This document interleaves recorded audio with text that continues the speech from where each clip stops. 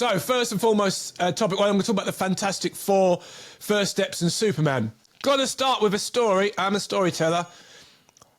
Superman, for me, begins with the Richard Donner movies back in '78. 1 year before I was born. So by the time I was sort of consciously watching movies, it was Superman 1 and 2, maybe 1 to 3 of the movies that were really... that were really my jam. I have my epic memories, particularly Superman 2 being my favourite, where he's fighting, you know, General Zod and Ursula Non. Son of Jor-El, kneel before Zod. Smoochy Boochies, if you know, you know. And I just loved the cartoons of Superman, loved comics. He was a character that I think everyone, like Spider-Man, growing up, sort of was one of their go-to pop culture superhero. So, not a massive DC Comics reader. I read my share. Bit of Superman, a little bit of Justice League, Doom Patrol, it's a bit out there. Mainly whatever comics my local news agents are, which is like a 7-Eleven for American friends, would have on their rack. There would just be random comics, DC and Marvel, and there was no comic shops really in London at that time, way before Forbidden Planet. So whatever was available, I'd go in, oh, comics, pick them, read them, love them, but never really... It was like a pick-a-mix. It was like a random roll of the dice, what comics. It wouldn't even necessarily follow the next issue. It would just be whatever was there. Which is why my early years of comics were a bit sketchy, a bit patchy. But I love Superman. Particularly Christopher Reeves is always emotionally Superman for me. Also, on the Marvel front, the Fantastic Four, the Hanna-Barbera cartoon, I think was my way in, the 60s one. It's clobbering time. That was my way in. I love the Fantastic Four. I loved that cartoon. I loved the toys. I loved whenever I saw the comics. They were just, imagine, they were just such a visually appealing team for a small kid. The Thing was a crossover character. I think everyone loved The Thing. The Thing was in everything. Everything. Ben Grimm, he was just that lovable, grouchy uncle. He looked cool, the orange rock design. Mr. Fantastic stretching. And sometimes I get him confused when I was small with Plastic Man from DC and had the cartoons on some of the time. Sue and Johnny, just think great characters that I really loved. And I remember the second Hanna-Barbera cartoon with, they swapped out the Human Thing for Herbie, which I'd later learn because of rights, you know, different issues with the rights of the character. But I just loved them. And I was massively heartbroken. Imagine in 1993, I'm hearing that there's a Fantastic Four movie being made. We've already had Superman, I think the full 4 movies by that point. Never a Fantastic Four movie. Until they were making it, and I remember reading it in a Wizard magazine, seeing it, I think Wizard, and then seeing stuff in behind the scenes in Film Threat, which is funny because Chris Gore of Film Threat has a great YouTube site that I'll sometimes watch. He was on set and looking at that behind the scenes of that movie, and he was excited about that movie. Not so excited about the Fantastic Four movie, strangely, even though there is a tweet where he was at, is it Comic-Con? And he was excited about the movie, but now he's ragging on it. But each to their own. I don't want to digress too much. But at that time, you couldn't convince me that this was not the second coming of cinema at the time. Fantastic Four. And I'd look at the pictures, and I remember cutting out the magazine and putting pictures on my school book, my yearbook, and going, yeah, looking forward to it. So excited. Then they said it weren't coming out. I was like, what the? Like, what? Film wasn't coming out. All my hopes and dreams went down the toilet. Suddenly, it's not clobbering time. It's not any time. It's just, this is a film that was made, teased us with pictures in magazines, and then it was put, poof. Then I heard, obviously, the black market that you could get your rumour, a bit like the Star Wars Holiday special, of the bootleg version going around everywhere, that somehow, if you just knew the right person, you know, with a duffel coat or dressed like the Thing with a trilby hat and a Mac that hides your face, you could get a secret password, you can watch this screening of this movie. Yeah, I digress. So I never got to see it. Didn't realise I dodged a bullet, to be honest. And I believe, you know, that movie directed by Ollie Sassoon, produced by the famous B-movie guy Roger Corman, they say it was made for like some kind of contractual obligation that was never going to see the light of day. Didn't tell the actors that, sadly. Great doc on that. And then obviously, fast forward to the Tim Story movies, I got to interview Tim Story for Fantastic Four. Lovely guy. For the second movie, Rise of the Silver Surfer, I quite enjoyed the first one and the second one at the time because, put it this way, it was faithful to a point to the comics. I remember reading scripts that were leaked on Ain't It Cool News when it weren't going to be faithful. It was going to call Doom Victor Van Damme, and it was going to be all sorts of different things. But they stuck to the Stan Lee, Jack Kirby outline. The problem was with that movie is that it was, whatever was sort of goofy about the comics didn't quite work in the year 2000s. And it was a weird tonal kind of position because you had the X-Men movie and the Spider-Man movie. X-Men and Spider-Man both were known by the public. More so Spider-Man, but X-Men had a hit animated series. It was the biggest selling comic book at the time in the 90s. So there was a certain level of expectation and goodwill towards those IPs. With Fantastic Four, even though it'd been the first, it's the foundation of Marvel. Not really people had really were that familiar with the franchise, except for maybe distant memories of the 60s and 70s. So it had a lot of more mountain to climb. So when the movie came out, the movies that were hated by critics, don't listen to those who've grown up with them, a bit like the Star Wars prequels. Listen, I'm also an OG Star Wars original trilogy guy. Those prequels were hated by the critics and a large portion of fan base. Over time, those little kids who would have been in the cinema when my ass was 20 years old would grow up to think it's the best thing ever, where I was like, eh. Similarly, I think with the Fantastic Four movies, that though I liked them at the time, I didn't hate them, but I was just hungry for something. Remember, it was 10 years after the film I was looking forward to got completely taken out of commission. So I was just happy to see the FF on screen. But yeah, those generations from now, you've got people saying, oh, the Jessica Alba, Chris Evans look so much better than Vanessa Kirby and Joseph Quinn. And like, yeah, whatever. Oh, the Thing, Michael Chiklis' Thing. I think Michael Chiklis' Thing was all right for what it was for the time, and he did a good job as Ben Grimm. But you can't tell me looking at Eben Moss Bacharach's Thing with the CGI that is not straight out of the comic, especially the Kirby era. But anyway, so you've got this weird thing now where Silver Age is now going to be presented on screen at the same year in the same month. You could never have told me back in the day that this would have happened. Yeah, we've had Superman, but not a Superman like this. James Gunn is very clearly creating a world where it's not like in the movies, even Man of Steel, where Superman is coming into our world. It's like, oh my gosh, this man, is he a Christ-like superpowered figure?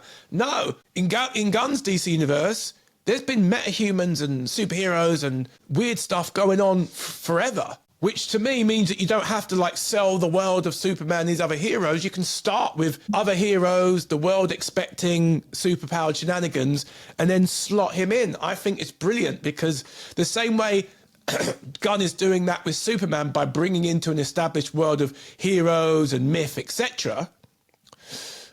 With what Matt Shapman's doing with Fantastic Four is setting it in the 60s. It sort of avoids the whole goofy, weird sort of tonal shifts of these kind of ridiculous characters in the modern world by setting it in a more innocent time. A bit like what they did with the first Avenger, Captain America, where the Star-Spangled Man with a plan, setting him in the 40s and being the whole USO World War II thing, kind of sold him on the sort of the out of time, outdated, jingoistic aspects by putting him in a context. And then by the time you get to Winter Soldier, you got that contrast between him being this old school war hero in this dark, murky, modern world. So I think that's kind of great.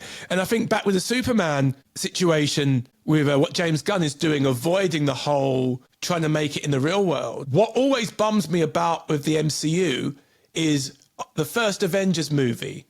You never really had the fallout of alien invasion. In that movie, it was the first time the world had encountered aliens, but you'd never have guessed it by the way the subsequent movies followed it up. It was like, oh yeah, there's an alien, there's Thor, Chitauri over here, Thanos, cosmic beings. The finger snap. Once everyone had vanished and came back, you never really touched on the repercussions of that on a whole global scale. You barely touched on the celestial issue in Eternals in Brave New World, Captain America, with the whole, is it the Celestial, his hand coming out of the waters, adamantium, Wolverine tie-in. So that annoys me that if you're going to say, hey, this is fantastic things happening in the real world, which was very much Stan and Jack, Marvel's MO, at least have some kind of commentary from the characters, the news, the world, that this has impacted and changed the world as we know it, rather than just being, oh yeah, this is happening. So,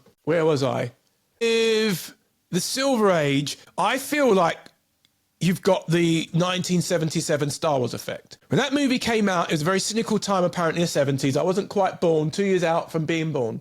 But from what I understand, it was a very negative time, post-Vietnam War, depression, lots of stuff going on. So Star Wars was a breath of fresh air, this colourful, popcornish movie, when a lot of the hit movies there, my favourite film era, Taxi Driver, Chinatown, One Flew Over the Cuckoo's Nest, you see a pattern here. Quite dark, cynical stories being told in the era to match the era, but this bright sort of comic booky movie that was Star Wars coming out, and that's why it was a massive success. Fast forward to 2002, I think it's the same thing post September 11th with Raimi's Spider-Man. Now I feel that we need, we're on the cusp of World War III maybe and all stuff going on, we need the Silver Age more than ever. Yeah, Deadpool and Wolverine is cool with all the anarchy, the violence, the adult humour, but this innocent time of bright coloured superheroes, like people literally, Snyder fans.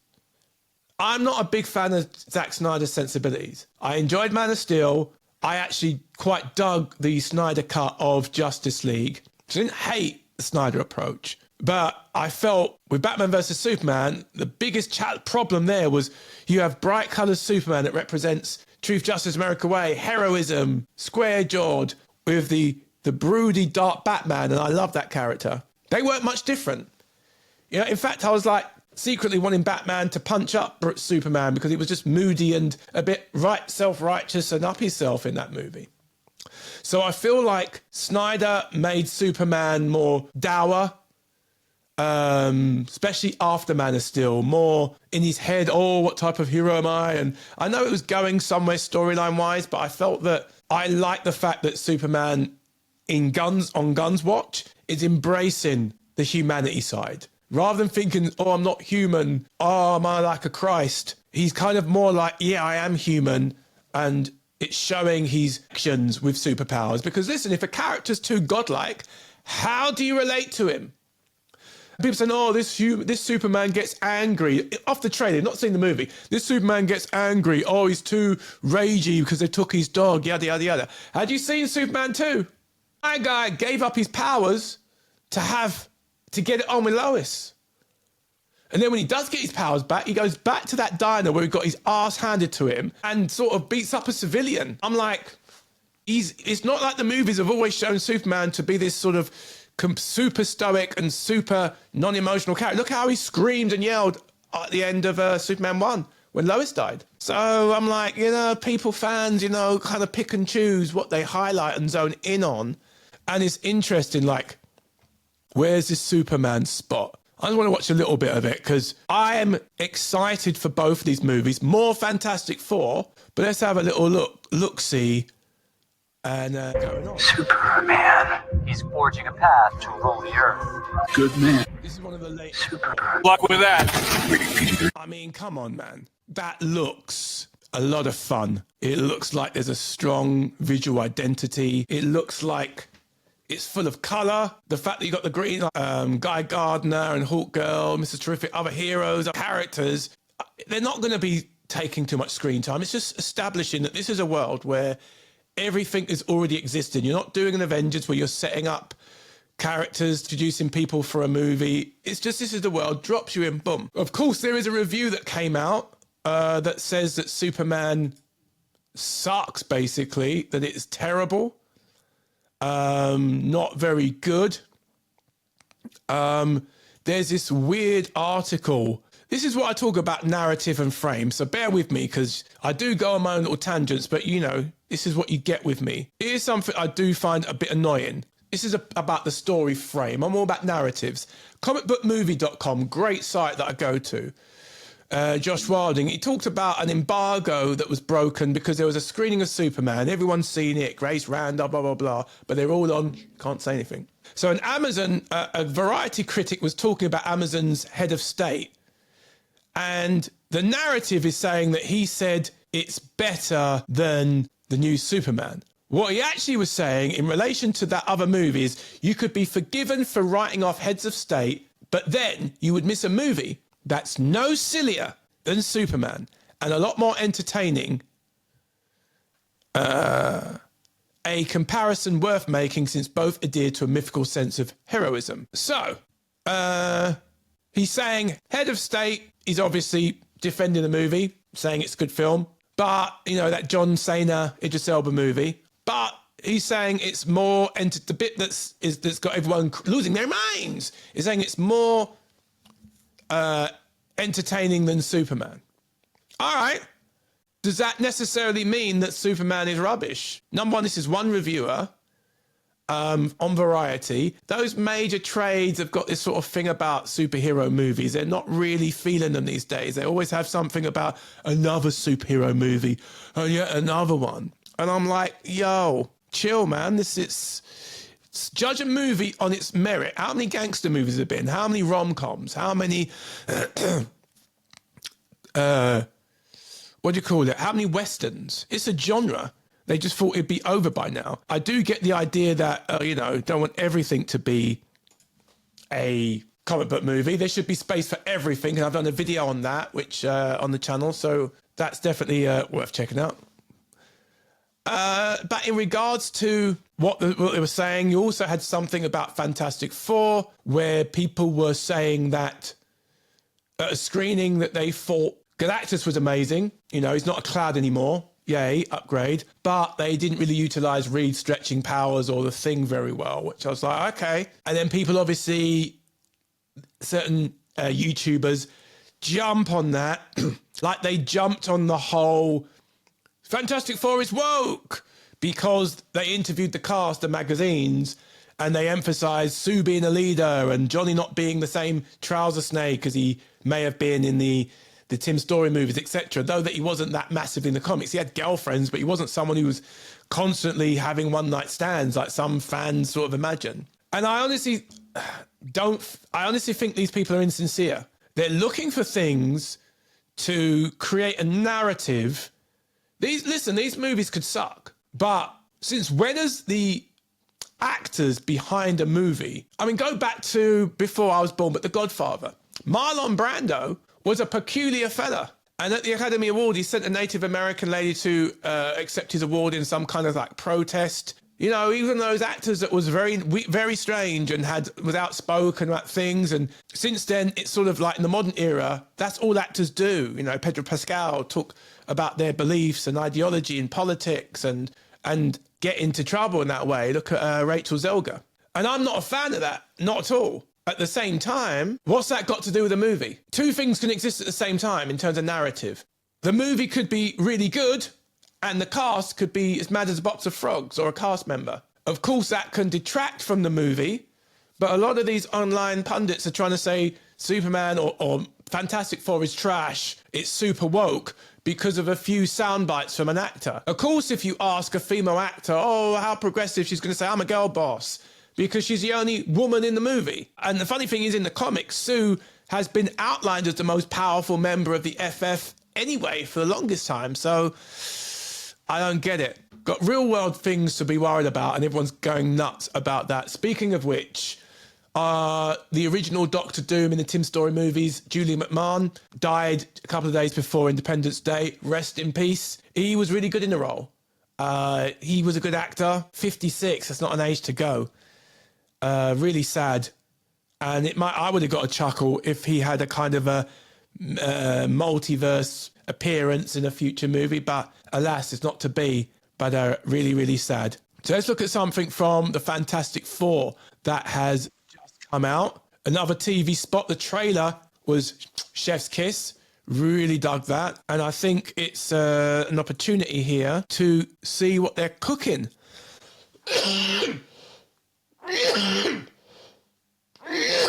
Excuse me. All right, this is the latest spot. Stage 4. The best team ever. Go time. Human Torch. Line them up, Johnny! Invisible Woman. Mr. Fantastic. Now! Studios The Fantastic Four. Tickets available now. Great, love it, loving all of it. Let's go back.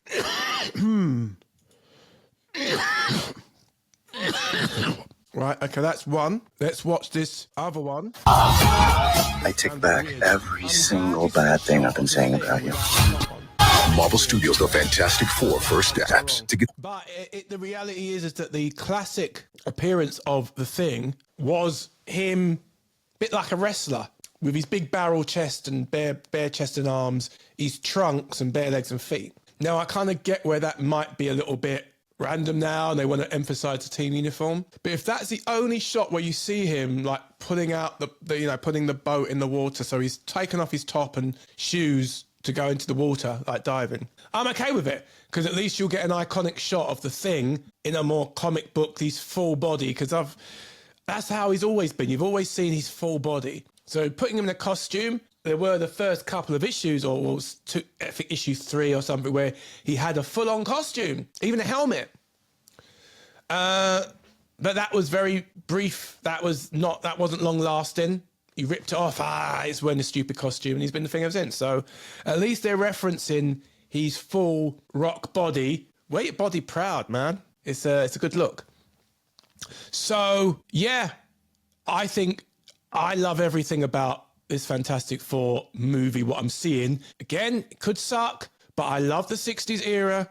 I love Pedro Pascal's grown on me massively.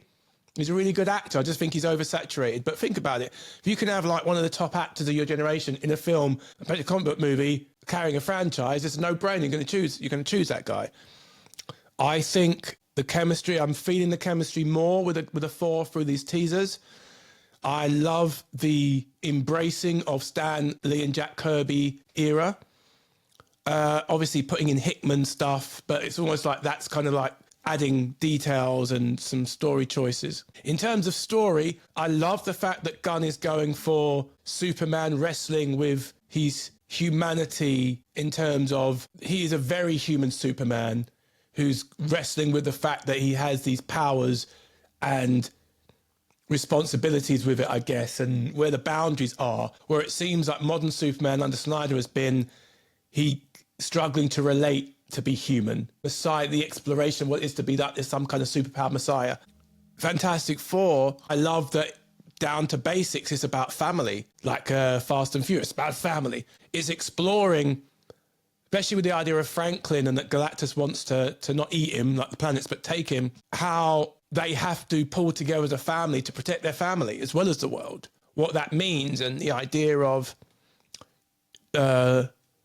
it being not an origin story, though they pepper in their origins in it, but the actual a family story, that this is the Fantastic Four. I think them facing their greatest threat in Galactus and having to protect the world is the best grand way of introducing who these people are and their dynamic and what they're about. So in all of that, I am very, very, I'm going to be a very happy bunny. If they just give me more of what they're showing in both movies, I'm going to be happy. I don't need the movies to change the world, and I am all for the Silver Age optimism and the whimsy and the fun. I don't need the darkness, and I don't need more darkness in the world. There's a lot of it out there. Give me some escapism, and then I'm more than happy. And I just think it's just crazy how you've got the foundational character of DC squared against the foundational characters of Marvel. And I think rather than everyone pitting them against each other, oh, Superman sucks, Fantastic Four are going to beat them, or Fantastic Four is going to Superman's going to knock Fantastic Four out of the galaxy with one punch. I think rather than pit them against each other, why don't we embrace that we've both won? We've all won. If both these movies succeed, we win as genre fan, and we'll get more of it and then more sequels, and it's happy days. So I don't get the hate, but that's me. Do you think I'm too optimistic? I'm a bit Dr. King, being a dreamer? Or do you agree with me and say, yeah, right, Tone, you're right. Thank you. You know what to do.